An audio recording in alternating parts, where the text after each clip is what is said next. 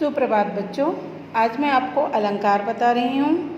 अलंकार का मतलब होता है अलंकृत करना। अलंकृत करना है ना, काव्य की सुंदरता बढ़ाने वाले शब्द अथवा अर्थ की शोभा बढ़ाने वाले पदों को अलंकार कहते हैं। ठीक है, सुंदरता और शोभा दोनों एक ही चीज़ होती है।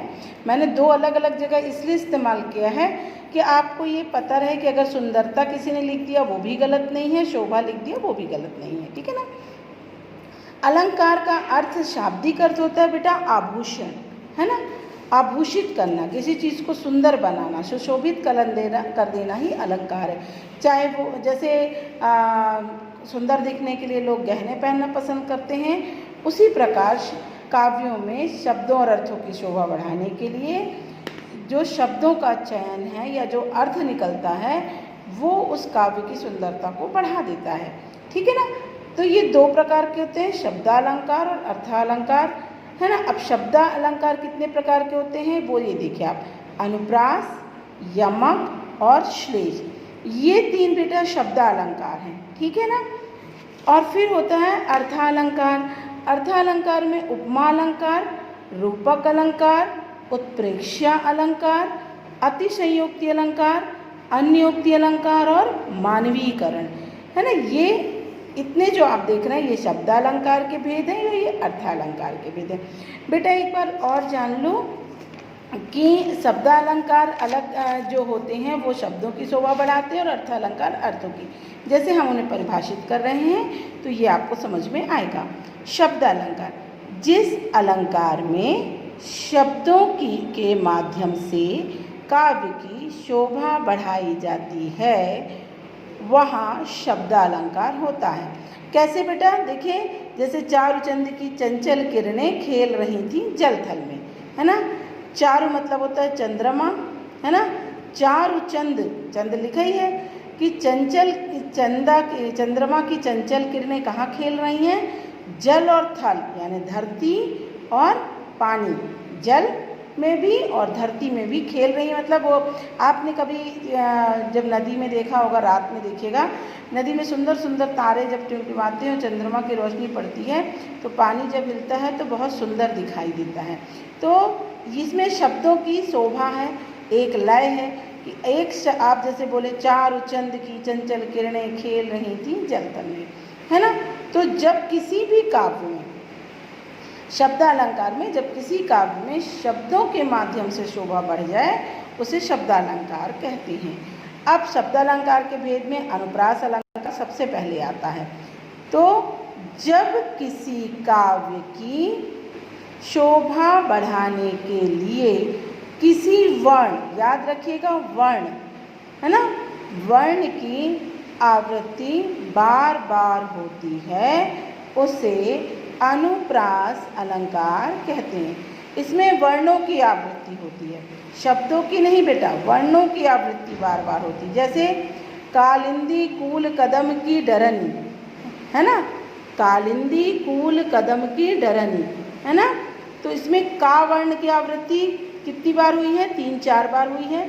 तो का वर्ण की आवृत्ति बार बार की गई है, इसलिए ये अनुप्रास अलंकार है ना। जैसे आप इसको भी देख सकते हैं, इसका उदाहरण भी हम ये वाला भी लिख सकते हैं कि चारु चंद की चंचल किरणें खेल रही थी जल तल में। क्यों, इसमें चा शब्द की आवृत्ति कई बार हुई है। तो यहाँ पर देखिए कालिंदी कूल कदम की डरनी, है ना, तो इसमें का वर्ण की आवृत्ति कई बार हुई है। उसी तरह मधुर मधुर मुस्कान मनोहर मनुज वेश का उजियारा, है ना।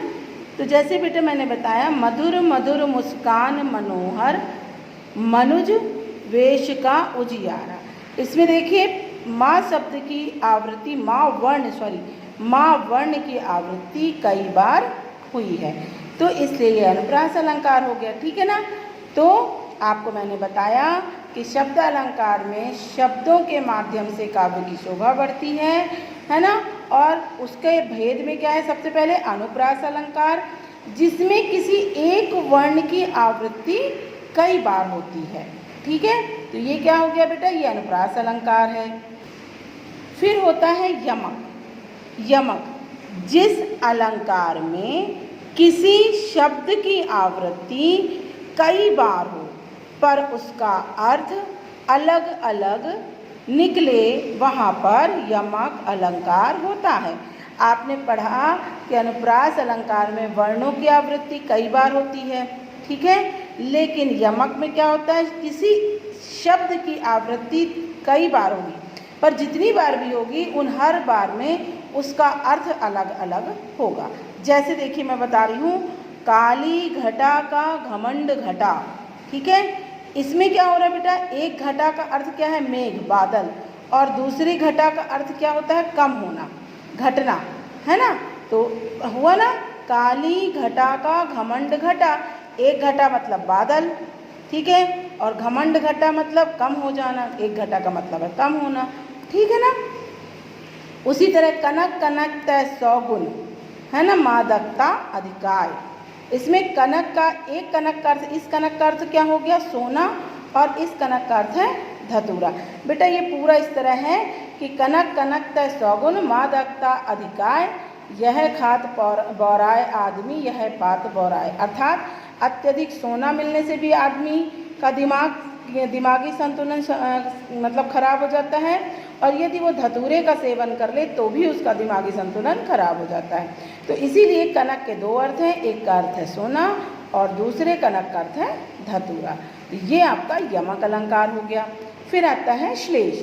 श्लेष का अर्थ है चिपका हुआ, अर्थात जहाँ एक ही शब्द की आवृत्ति कई बार होती है लेकिन उसके कई अर्थ निकाले जा सकते हैं, है ना। यमक में आपने पढ़ा कि एक ही शब्द की आवृत्ति कई बार होती है, उसके अर्थ अलग होते हैं, किंतु यहाँ पर क्या है, अगर मान लो एक शब्द की आवृत्ति कई बार होती है लेकिन उसके अलग अलग अर्थ आप निकाल सकते हैं। जैसे रहीमन पानी राखिए बिन पानी सब सून, पानी गए न उबरे मोती मानुष चून। यहाँ एक पानी से अर्थ है, पानी कई बार आया है लेकिन पानी का उपयोग समझ लिए, यहाँ आवृत्ति से मतलब क्या होता है, अर्थ से मतलब है उपयोग, उसकी उपयोगिता के आधार पर उसका अर्थ होता है। जैसे एक पानी का अर्थ होता है जीवन, हम पानी के बिना जीवित नहीं रह सकते। दूसरे पानी का अर्थ होता है चूना, चूना क्यों, क्योंकि पानी से ही चूना बुझता है। तीसरे का अर्थ होता है मोती, क्यों, क्योंकि मोती पानी में ही पाया जाता है। तो इस तरह से श्लेष अलंकार में होता है कि एक शब्द बिल्कुल उससे लगा हुआ होता है, अगर वह शब्द हटा दिया जाए तो उसका महत्व समाप्त हो जाता है। तो उस शब्द की लेकिन आवृत्ति कई बार होती है और जितनी बार होती है उसकी उपयोगिता के आधार पर हम उसको बार बार मापते हैं और उसका अर्थ निकालते हैं। तो बेटा ये हैं आपके अलंकार। जहाँ समझ में नहीं आए आप हमें बताएं, हम दोबारा एक वीडियो बनाएंगे। आपका दिन शुभ हो।